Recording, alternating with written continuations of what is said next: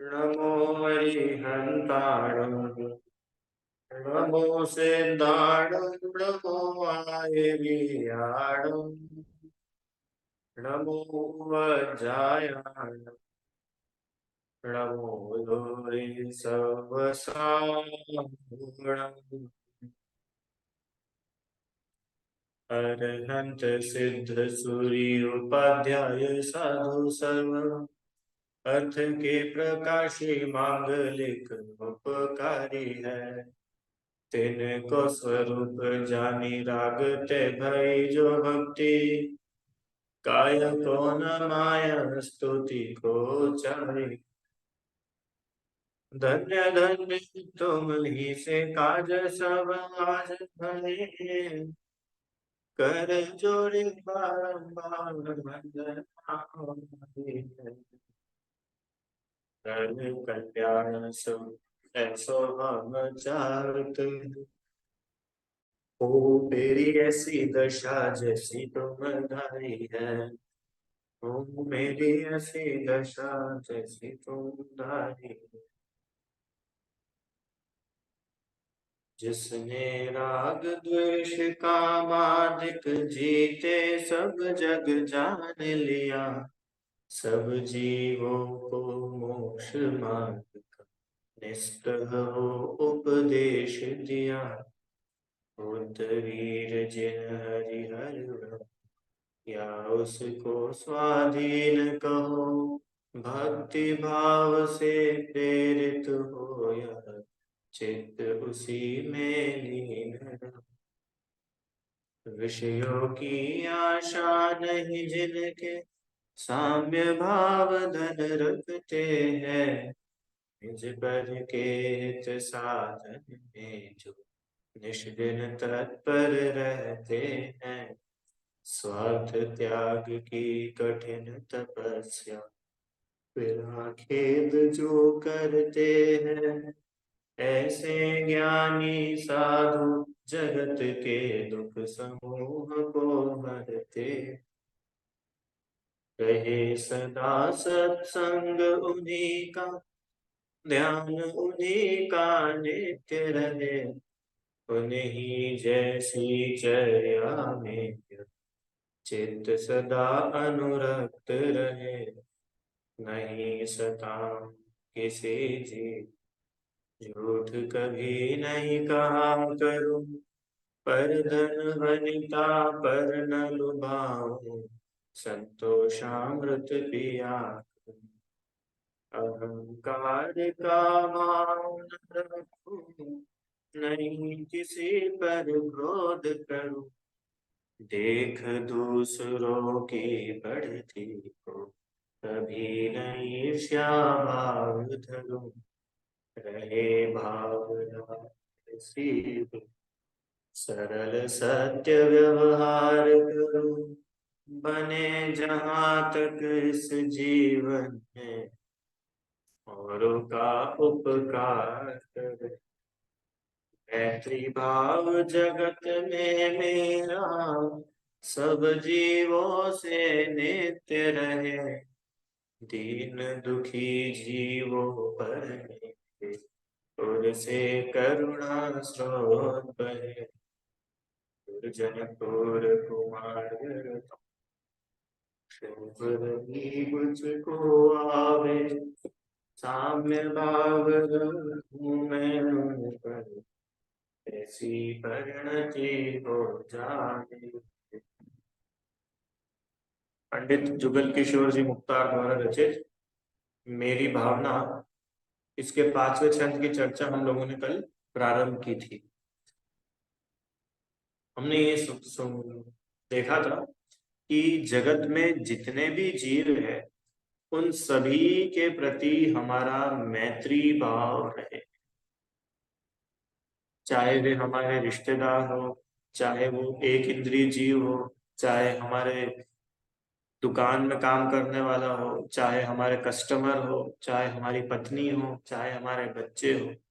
माने विश्व का एक भी प्राणी ऐसा ना हो जिससे हमारा मैत्री का भाव ना हो। समझ में? तो फिर प्रश्न आया था कि ये कैसे संभव है पीयूष शंकर जी, कि चलो भाई बाकी लोगों के साथ तो हम मैत्री भाव फिर भी रख सकते हैं, जो व्यक्ति हमारे मंदिरों को आकर के तोड़े, जो हमारे मुनिराजों पर उपसर्ग करे, जो हमारी जिनवाणी जला दे, शास्त्र नष्ट कर दे, ऐसे जीवों पर हम कैसे मैत्री भाव रख सकते हैं? समझ में आया अरंग? कल प्रश्न था ना ये, कि ऐसे जीवों पर हम कैसे मैत्री भाव रख सकते हैं। तो ये मैत्री भाव अलग अलग लेवल में रखा जाता है। क्या? मैत्री भावना की लेवल्स अलग अलग होती है। और वो लेवल देखो आगे उन्होंने बताई, कि कोई दीन दुखी जीव है तो उसके प्रति करुणा का होना, यही मैत्री का भाव है।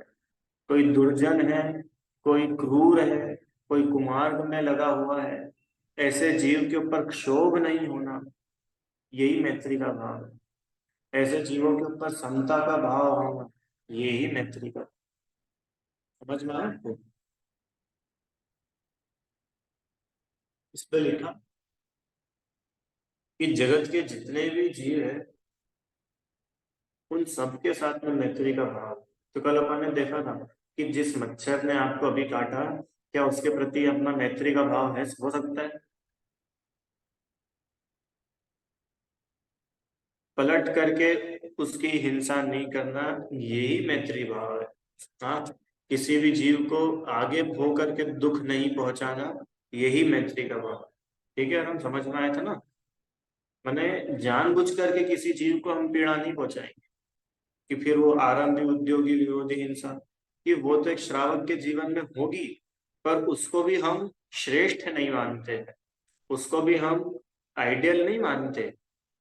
होती तो है, पर हम चाहते नहीं है कर, ये हमारा मैत्री भाव। समझ में आया? क्यों रामचंद्र जी का रावण के प्रति मैत्री का भाव था कि नहीं था? पीयूष अंकल, रामचंद्र जी का रावण के प्रति मैत्री भाव था कि नहीं था? बोलिए। कितने लोग बोलते हैं था? हाँ वाले कितने हैं? कुछ लोग। अच्छा, कितने लोग बोलते हैं नहीं था? तो वो लोग बोलते हैं कि नहीं था। नहीं था ना राम? था। नहीं था। नहीं था कि नहीं था? हाँ था। अच्छा, यस और नो बोलो तुम तो, यस और नो। यस, मतलब मैत्री का भाव था। ठीक है, कुछ लोगों का कहना है कि उनका मैत्री का भाव नहीं था।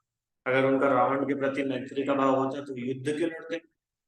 इतने जीवों का घात क्यों होता? इतने सारे जीव क्यों मरते? तो सुनो, रामचंद्र जी का रावण के प्रति मैत्री भाव था। कैसे पता चलता है था? कि वो तो चाहते ही नहीं थे युद्ध करना। हम और आप लोगों ने पद्म पुराण पढ़ा ना, उसमें क्या आया था, कि रामचंद्र जी ने तो ऑफर भेजा था रावण के पास, कि भाई हमको ना युद्ध करना है, ना इतने लोगों की हिंसा हो, हम चाहते हैं, हम तो सिर्फ सीता चाहते हैं। आप न्याय नीति से हमको सीता वापस लौटा दो, तो हमको तो ना आपकी लंका चाहिए, ना हमको आपका राज्य चाहिए, हमको तो सिर्फ सीता चाहिए। हम किसी प्रकार से किसी को मारने के उद्देश्य से थोड़ा ना वन में भटक रहे। तो ये मैत्री का भाव तो था। समझ में?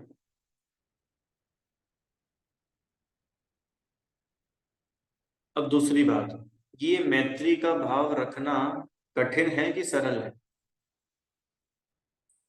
परम, मैत्री भाव रखना, देखो, जिन लोगों से अपना स्वार्थ निकलता हो, जिन लोगों से अपना मतलब निकलता हो, ऐसे लोगों के साथ में तो मैत्री रखना तो बड़ा सरल लगता है, क्योंकि इसके साथ तो अपना काम बन रहा है। ये अपने को भोजन बना के दे देता है, ये पैसे कमा के दे देते हैं, ये अपने को शॉपिंग करा देते हैं। क्यों? तो ये तो चलो अपने को सब अच्छे अच्छे काम करा दे, तो इनसे तो मैत्री का भाव हो जाता है।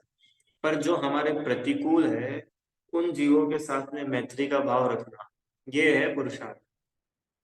आपको पता चल जाए कि ये व्यक्ति है जो आपके खिलाफ गलत गलत प्लानिंग कर रहा है, आपके खिलाफ धोखाधड़ी कर रहा है, पता होने के बाद भी उस जीव के प्रति मैत्री का भाव होना, ये है सच्चा पुरुषार्थ। अब ये होगा कैसे? कल अपन ने डिटेल में समझा था बहुत कुछ। अब तो अपने को आज ये देखना है कि ये मैत्री भाव जगत में मेरा सब जीवों से नित्य कैसे रहे, कैसे मैं सबके साथ मैत्री का भाव रख सकता। बोलो भाई,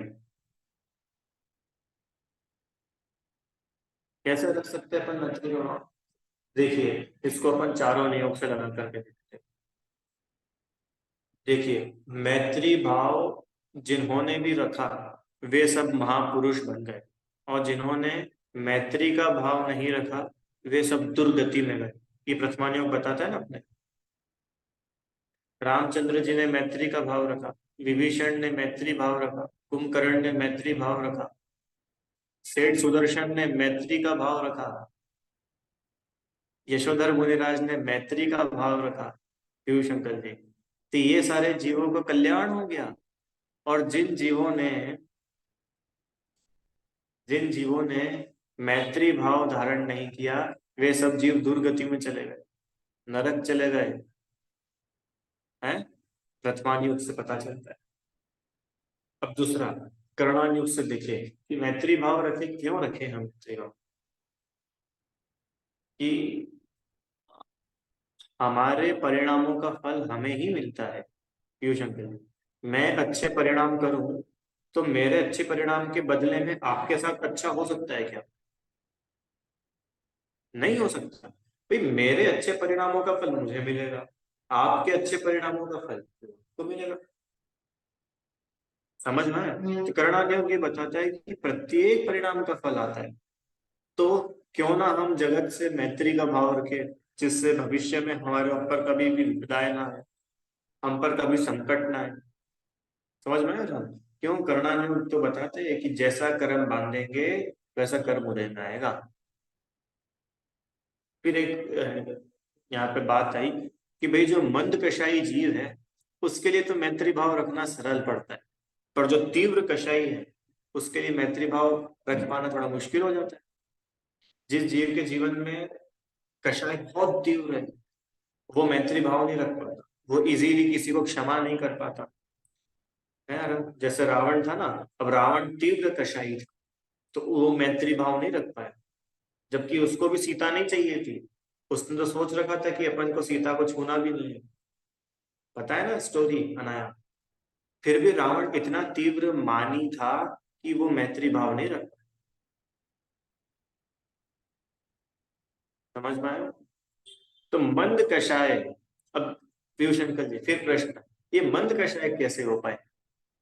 मंद कषाय कैसे होती है? कि सुनो, कर्णान योग से तो अभी अपन ने समझा ना। अब द्रव चरणान योग से देखो।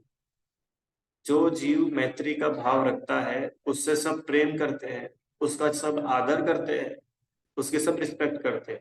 रिदम, जो सबसे अच्छे से रहता है, जो व्यक्ति सबके साथ में मिलजुल के रहता है, किसी से लड़ाई झगड़ा नहीं करता, किसी को इंसल्ट नहीं करता, अनाया, सबकी हेल्प करता है, किसी को छोटा बड़ा नहीं मानता, किसी के साथ पार्शलिटी नहीं करता, आराम, किसी की बुराई नहीं करता, किसी की हंसी नहीं उड़ाता, ऐसे व्यक्ति को सब प्यार करते हैं कि सब हेट करते हैं? बोलो, कि सब उसको प्यार करते हैं, सब लाइक करते हैं उसको? तो ये चरणार्जुन बताता है कि जिसके आचरण में मैत्री का भाव होता है उसको इस लोक का सुख मिलता है, हर व्यक्ति उसको चाहता है, इसलिए मैत्री भाव रखने योग्य है। अब कैसे रहेगा मैत्री भाव? कि जब आपको तीन चार अनुयोग से आप उसको देखेंगे, एनालाइज करेंगे, तो मैत्री भाव आएगा जीवन में। देखो, द्रव्य योग से देखते हैं मैत्री भाव हमारे जीवन में कैसे रहे। कि सुनो, एक द्रव्य दूसरे द्रव्य में कुछ इंटरफेयर करता ही नहीं, तो हम क्यों अपनी कषाय करके कर्म बांधे? क्यों रिदम? मैं कषाय करके तुमको चेंज कर सकता हूँ, मैं गुस्सा करके तुमको बदल सकता हूँ क्या? नहीं बदल। तुम कब बदलोगे? कि जब तुम्हारी योग्यता होगी तब तुम बदलोगे। मेरे गुस्सा करने से थोड़ी तुम में बदलाव आने, मेरे गुस्सा करने से थोड़ी तुम अच्छे काम करोगे। तो ये द्रव्यान योग से जब हम विचार करेंगे तब अपने को बात समझ में आएगी कि भैया कषाय करने से, द्वेष करने से हम किसी का भला बुरा नहीं कर सकते, पर द्रव्यों में अपन अपनी चला ही नहीं सकते। जब अपने कोई दृढ़ श्रद्धा होगी तो हम जगत के सभी जीवों से मैत्री भाव रखें। और हम समझ में आए, ये बहुत बढ़िया चीज है। मैत्री भाव रखना बड़ा सरल है। अपने को लगता है कि भाई मंद कषाई जीव के लिए सरल है और तीव्र कषाई के लिए कठिन, पर अपन लोग तो मंद कषाई है ना, तो दूसरे की देखेंगे, अपने लिए तो सरल है।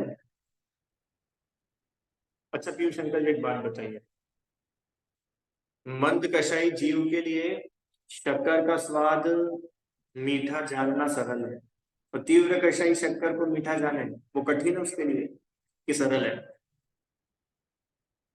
ये उसके लिए भी सरल है भाई। स्वभाव में कठिनता और सरलता नहीं होती, स्वभाव तो जैसा है वैसा ही रहता है। ऐसे ही तीव्र कषाई जीव भी क्यों ना हो, अगर वो भी थोड़ा आत्मसन्मुख होकर के पुरुषार्थ करे तो उसको भी स्वभाव प्राप्त हो। अरे अरे, बड़े से बड़े तीव्र पापी, बड़े से बड़े पापी भी भगवान बन गए कि नहीं? अंजन चोर की कथा अपन सबके सामने है। कितनी कष्टाएं होंगी, कितना पाप होगा। वो शेर जो हिरण को फाड़ के खा रहा था, पीयूष अंकल जी, क्या वो शेर तीव्र कषाय नहीं था? इतना ज्यादा तीव्र कषाय थी कि एक पंचेंद्रिय जीव को फाड़ करके खा रहा है, और उसी समय वो शेर सम्यक दर्शन ले गया। इसका मतलब कि तीव्र कषाय का बहाना लेकर के हम मुश्किल नहीं बनाए हैं, हम तो ये देखे सरल कैसे हो सकता। समझ में आया? तो ऐसे ही प्रत्येक जगत के प्रत्येक जीव के साथ में हम सभी का मैत्री भाव हो, किसी की बुराई नहीं करना, अभी आगे सब आएगा, किसी की निंदा नहीं करना। समझ रहे हो? देखो क्या है, सोशल मीडिया अपने हाथ में है ना, तो अपने को बिल्कुल भी टाइम नहीं लगता है किसी की बुराई करने में। 2 मिनट आपके पास में कोई मैसेज आएगा, आप फॉरवर्ड कर दोगे, गिरनार जी तो ऐसा, इसने ऐसा बोल दिया, इसने वैसा बोल दिया, फॉरवर्ड करके खूब हाय हाय हाय हाय, क्यों? खूब गालियां देंगे कि भैया इसका नाम मैत्री भाव नहीं है। तुम्हारी हाय हाय करने से कुछ भी नहीं हो रहा है। जो हो रहा है वो तो ऊपर हो रहा है, जो सब काम बातें चल रही ना, सरकार में अपर लेवल पे चलती है। हमारे आपके कषाय करने से कुछ भी नहीं होता है, सौरभ भैया। तो भलाई इसमें है कि हम मैत्री भाव धारण करें। समझ में आया? द्वेष नहीं करना किसी से, किसी से घृणा नहीं करना। शराबी व्यक्ति भी क्यों नहीं आ जाए, उससे घृणा नहीं करना। रिदम, तुम्हारा बहुत नजदीकी क्यों हो और वो गंदी आदतें करने लग जाए, पाप करने लग जाए, तो भी उस व्यक्ति से कभी घृणा नहीं करना। हमेशा सबको प्रेम देना।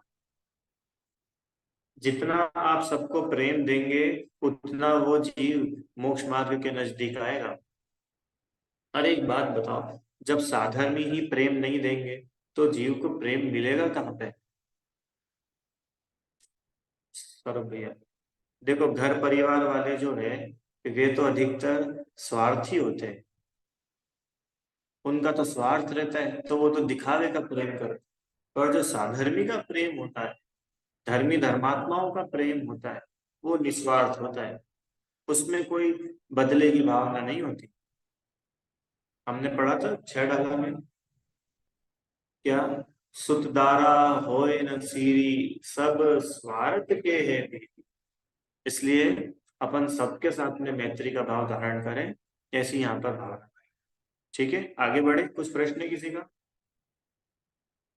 देखो अब कितनी बढ़िया बात लिखी है। दीन दुखी जीवों पर मेरे ओर से करुणा स्रोत बहे। दीन दुखी कौन होता है?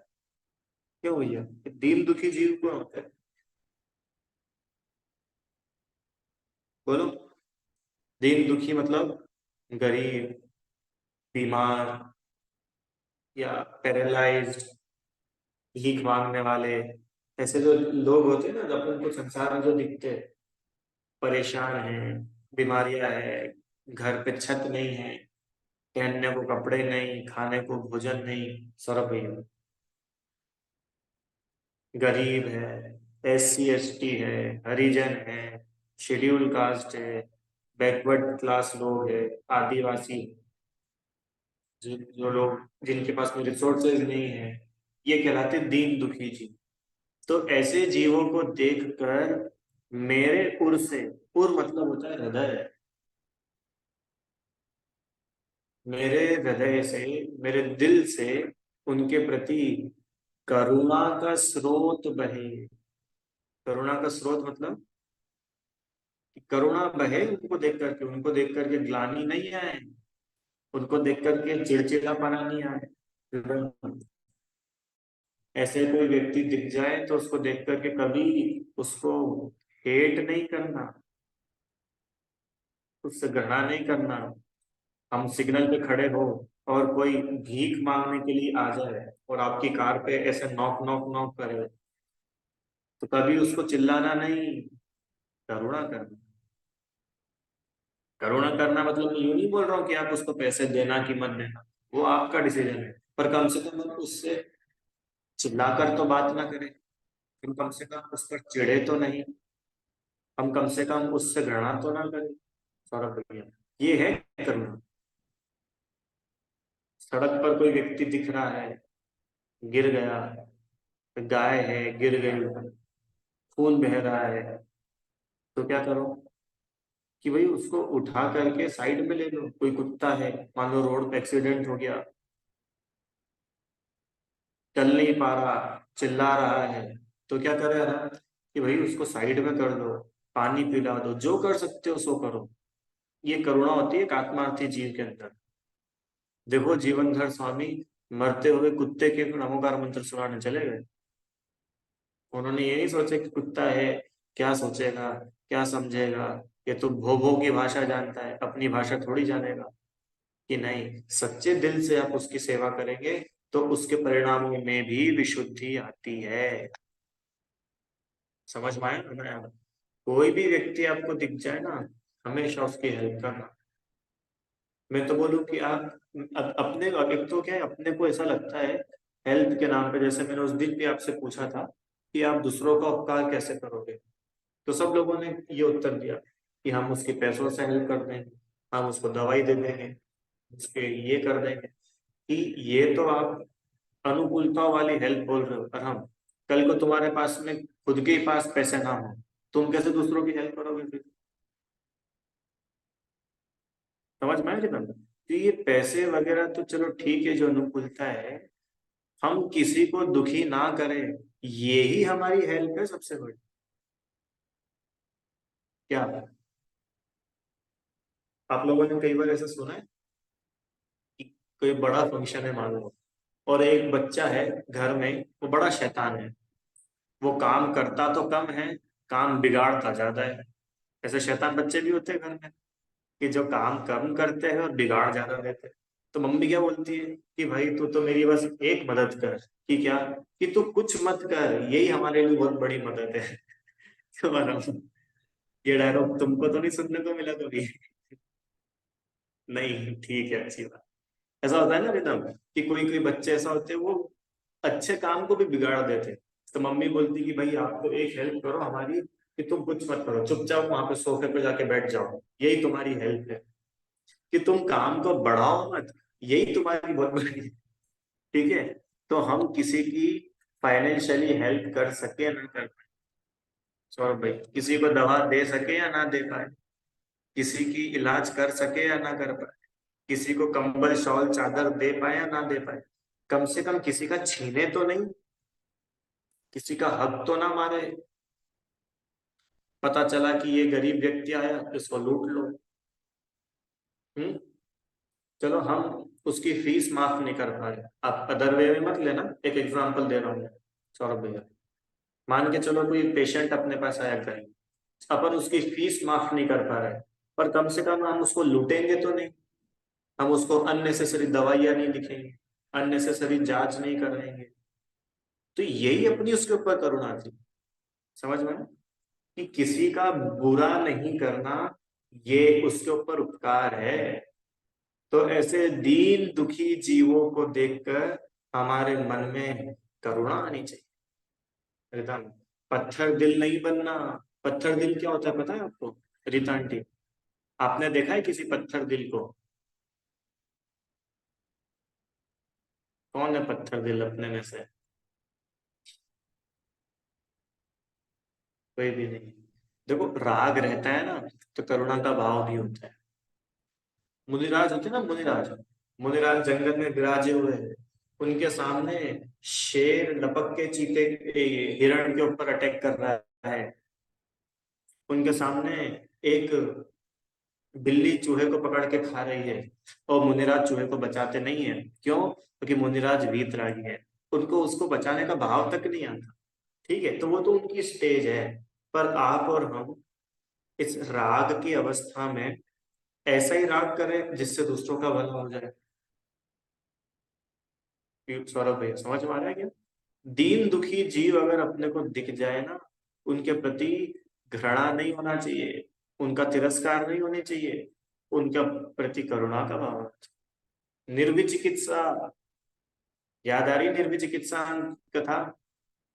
उदयन राजा, तो देव मुनिराज बनकर के आया, उल्टी कर दी, और राजा ने मुनिराज की सेवा करी। ये है करुणा, घृणा नहीं करी। हाँ, समझ में? सुनो, करुणा पता है कैसे आएगी? ये तो समझ आ गया ना करुणा किसको बोलते हैं। अब ये करुणा आती कैसे है? रीता आंटी सुनिएगा।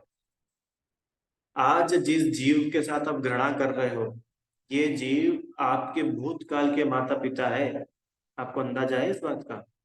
सौरभ भैया, आज जिस गरीब को सिग्नल पे अपन देख करके जिसकी हंसी उड़ा रहे हैं, आज जिस लूले लंगड़े व्यक्ति को देख करके उसका मजाक उड़ा रहे हैं, उसकी एक्टिंग कर रहे हैं, होता है ना अहम। कितने बच्चे ऐसे होते हैं जो हकलाते हैं, क्या बोलते हैं उसको इंग्लिश में? हकलाना होता है ना, वो अटक अटक के बोलते हैं। तो बाकी बच्चे उनकी एक्टिंग करके उसकी हंसी उड़ाते हैं। कोई कोई लोग होते हैं वो श को स बोलते हैं। पता नहीं आप में से भी शायद कोई होंगे, या आपने किसी को सुना तो होगा किसी ना किसी ने। जैसे वो क्या बोलेंगे? कौन है अपनी क्लास में, मानो जेनिशा। तो जेनिशा नहीं बोलेंगे, वो बोलेंगे जेनिसा। अब वो बोलते ही श को स है। ठीक है। अब बोलते ही ऐसा है, तब क्या करें? उसकी हंसी उड़ाने लग गए। समझ में? ये अच्छी आदत नहीं है। अरे करुणा का भाव रखो, किसी की हंसी नहीं उड़ाओ। और कोई अगर उसकी हंसी उड़ा रहा हो तो उसको रोको, उसको डांटो, उस पर क्रोध करो। ऐसा क्रोध अपने को करना आना चाहिए। रीता आंटी, आपके सामने अगर कोई किसी की हंसी उड़ा रहा हो, उसको तत्काल टोकना सीखो। सभी लोग, पता है रीता, अगर अपने सामने कोई गलत काम हो रहा है और अगर अपन उसका अपोज नहीं कर रहे हैं, इसका मतलब हम उसका फेवर कर रहे हैं। आप उसकी अनुमोदना कर रहे हैं। समझ में आया? बोलो। सर लेकिन अगर कोई बोलेगा कि हम तुमसे बात नहीं कर रहे हैं, तुम चुप रहो, तो फिर? हाँ, ठीक। देखो, अब अपने को ये देखना चाहिए कि उस व्यक्ति पे अपनी चलती भी है कि नहीं। ऐसा नहीं कि चाहे किसी को जाकर टोकने लगो। हम्म? या अपने साथ जो दोस्त है, जो अपनी बात सुनते हो, अपनी बात मानते हो, तो अपन कम से कम उनको बोलो, क्या देख ये इसकी हंसी उड़ा रहा है, तुम लोग तो कम से कम मत उड़ाओ। अपन तो उसकी हेल्प करो। जैसे होता है ना, फुटबॉल खेलते खेलते कोई गिर गया, तो बाकी लोग उसकी हंसी उड़ा रहे हैं, तो सब तो हंसी उड़ा ही रहे हैं। अपन उसको उठा लो, पकड़ के उठा लो उसको, उसको फर्स्ट एड करवा लो। सौरभ भैया, ये है दीन दुखी जीवों के ऊपर करुणा। आज जिन जीवों को देख करके हम घृणा करते हैं, ये हमारे ही भूतकाल के माता पिता है। हम कैसे इनके ऊपर घृणा कर सकते हैं? आपको पता है रिदम, आप मेरे भूतकाल के पिता हो। ये क्या बात कर रहे हो सर, मैं तो आपसे छोटा हूँ। अरे भूतकाल बहुत बड़ा था सौरभ भैया। हो सकता है भूतकाल में मैं आपकी माता हूँ अनाया। भूतकाल में तुम मेरी मम्मी होंगी। बिल्कुल हो सकते हो, उसमें कोई वो नहीं भाई। अनादि काल का समय ना इतना बड़ा। पंच परावर्तन हुए, पंच परावर्तन में हर जीव हर किसी के संपर्क में आता है। भले ही मनुष्य के रूप में ना है। हो सकता है रिदम तुम और मैं, हम दोनों आ, देव की पर्याय में हो, या तुम और मैं हम दोनों मान लो तिर्यंच अवस्था में हो। तो तुम हाथी हो और मैं तुम्हारा बच्चा हुआ हूँ हाथी के रूप में ही। तो तुम मेरे भूतकाल के पिता हो रीता आंटी। आप मेरे भूतकाल की बहन हो सकते हो। आप मेरे भूतकाल के पिता हो सकते हो। अरे जितने जीव है ना यहाँ पे, ये सब हमारे भूतकाल के रिश्तेदार हैं। इसलिए अब किससे घृणा करें, किसको थू थू करें? सही बताना अरम। तुम्हारे आ, सगे भाई के साथ तुम ऐसा बिहेव कर सकते हो जैसा हम सिग्नल पे किसी गरीब भिखारी के साथ करते हैं? नहीं कर सकते। तो वो जो सिग्नल पे जो भिखारी है ना, वो भी आपका कभी सगा भाई था। अब कैसे उसके साथ कर सकते हो? जब हमको प्रत्येक जीव हमारे भूतकाल के रिश्तेदार दिखेंगे तो हमारे मन में उनके प्रति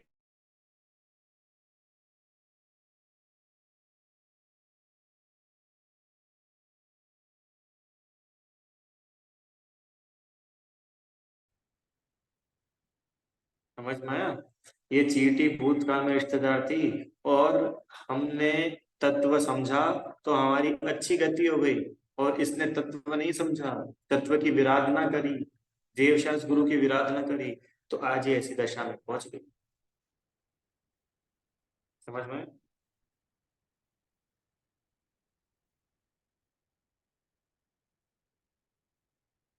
एक बात बताओ रिदम, अरहम, ये भिखारी जो होते हैं जो भीख मांगते हैं, ये लोग फ्री में भीख मांगते हैं कि फ्री में भीख नहीं मांगते? तो क्या लगता है? फ्री का कमा रहे हैं, बताओ। कुछ काम नहीं, सुबह से आ जाएंगे कटोरा लेके खड़े हो जाएंगे चौराहे चौराहे पर। क्यों रिदम? कोई फ्री में नहीं मांग रहा सौरभ भैया। पता है ये जितने भिखारी है ना, ये सब भिखारी अपने को शिक्षा देते हैं। ये क्या शिक्षा देते हैं? ये तो पढ़े लिखे भी नहीं है, इनको एबीसीडी भी नहीं आती। ये क्या शिक्षा देंगे अपने को? ये सब शिक्षा देते हैं अपने को पीयूष अंकल जी। पता है सौरभ भैया क्या शिक्षा देते हैं? ये भिखारी जितने जगत के जीव है, दीन दुखी, ये हमको शिक्षा देते हैं कि हाथ पे हाथ नहीं धरे, इसलिए हाथ फैलाना पड़ रहा है। अगर हाथ पे हाथ धर लिए होते तो आज हाथ फैलाने की नौबत नहीं आती, भगवान बन गए होते। हाथ पे हाथ धरना मतलब समझते हो?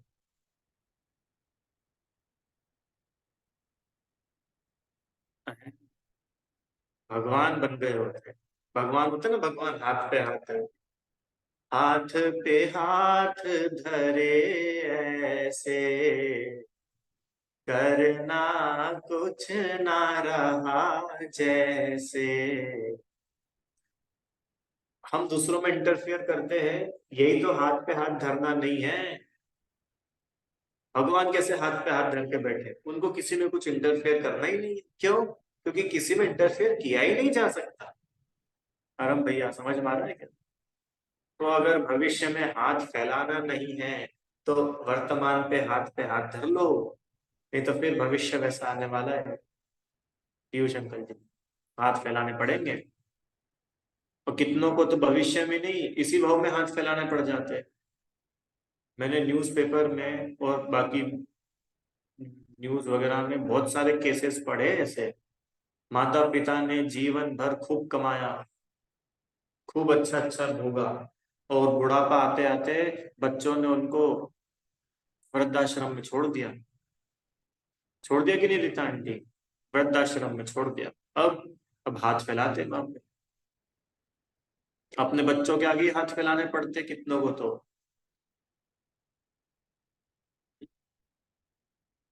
इसलिए भैया भगवान बनना उपाय है। और सुनो, आज अपन भी ऐसा सोचते हैं ना, कितने लोग अभी मध्य प्रदेश में एक लाडली बहना योजना चल रही है, चल रही है ना। एमपी के जितने लोग हैं उनको पता होगी। 3,000 रुपये महीना, 1,200 रुपये से शुरू हुआ था, बढ़ के 3,000 रुपये महीना। तो कितनी माता बहनें पता है क्या सोचने लगी, काश अपन भी इसमें एनरोल कर पाते। बताओ, 3-3 हजार रुपये मिल रहे हैं महीने में।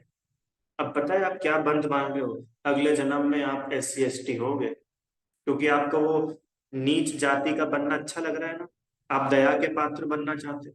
यार तुम्हारा तो बढ़िया है, तुमको तो कंट्रोल के गेहूं चावल मिल जाते, हमको इतने महंगे महंगे मिलते। पता है पीयूष अंकल जी ये क्या है, ये हमेशा बंद बांधते हैं कि अगले भाव में हम भी फिर वैसे ही बनेंगे। अपन नहीं बोलते यार ये इन लोगों के तो मजे है। क्यों, इन लोगों के तो मजे है। आज अपन भी अगर इनके जैसे होते तो अपने को भी कॉलेज में एडमिशन मिल जाता। सौरभ भैया, इनकी तो सीट रहती ना रिजर्व, 45%। काश अपन भी आज SC ST होते तो अपनी भी बैंक में नौकरी लग जाती। आपको पता भी है आप क्या बोल रहे हो ये, 2 कौड़ी की नौकरी के पीछे अपना मनुष्य भाव बर्बाद करने की बात है ये। रिदम भाई, सुना है कि नहीं तुमने कभी ऐसा रिजर्वेशन होता है ना स्कूल, स्कूल्स में तो पता नहीं, कॉलेजेस वगैरह में होते हैं, जॉब में होते हैं, कि मान लो हमारे पास में 100 बच्चों की जगह है एडमिशन लेने की, तो उनमें से 50 बच्चे तो पहले से रिजर्व है। वो या तो लोअर कास्ट के होंगे, या वो लोग फिजिकली हैंडीकैप्ड होंगे, तो उनका रिजर्वेशन रहता है। तो जो लोग अच्छे घर के रहते हैं, शरीर से अच्छे होते हैं और उनका एडमिशन नहीं हो पाता, सौरभ भैया, तो वो लोग क्या सोचते हैं, यार अपना भी एक आध हाथ टूटा होता, अपनी भी एक आध आंखें खराब होती, तो आज अपन भी IIT में पढ़ रहे होते, बताओ। तो तुमने एक IIT जैसी जगह में सिर्फ पढ़ने के लिए अपनी आंखों की वैल्यू नहीं करी ना। अब तुम 3 इंद्रिय जीव बनोगे। क्यों, क्योंकि तुमको इस इंद्रिय की तो कुछ इंपॉर्टेंस है ही नहीं। तुम 3 इंद्रिय बनोगे IIT के चक्कर में। इसलिए कभी ऐसा भाव नहीं रखना मन में, सुन रहे हो भैया सभी लोग, बच्चे, बाप लोग सब बड़े होगे, हॉस्टल कॉलेज में जाओगे ना पढ़ने, कभी ऐसा भाव नहीं करना आराम। अरे अपनी मेहनत तगड़ी करो ना, अपनी मेहनत पे विश्वास रखो, बाकी जो कर्म उदय होगा सो होगा। हम क्यों ऐसे पाप बांधे, हम क्यों ऐसा चाहे कि पूरी दुनिया हम पर करुणा करे, हम क्यों दया के पात्र बने। अरे कोई अपने को दया का पात्र दिखता हो तो उस पर दया करना, खुद दया के पात्र बन के मत जियो, प्रभुता से जियो। क्यों, इंजीनियर बनने के लिए पैदा हुए हैं कि भगवान बनने के लिए जन्म लिया है। बताओ, भगवान बनने के लिए मनुष्य भोग मिला था, और अपन 2 कौड़ी की नौकरी में बैंक मैनेजर PO क्लर्क, इसमें मनुष्य भाव खत्म कर देते। समझ में आया भैया। तो अपन दीन दुखी जैसे जीवों को देख करके करुणा के भाव रखो। ऐसे भाव नहीं रखना कि मैं भी इनके जैसा हो जाऊं तो मैं भी मजे करूं। नहीं भाई, कभी। ठीक है, तो आप सभी लोग विचार करना, और विशेष चर्चा अपन अगली कक्षा में करेंगे। जिन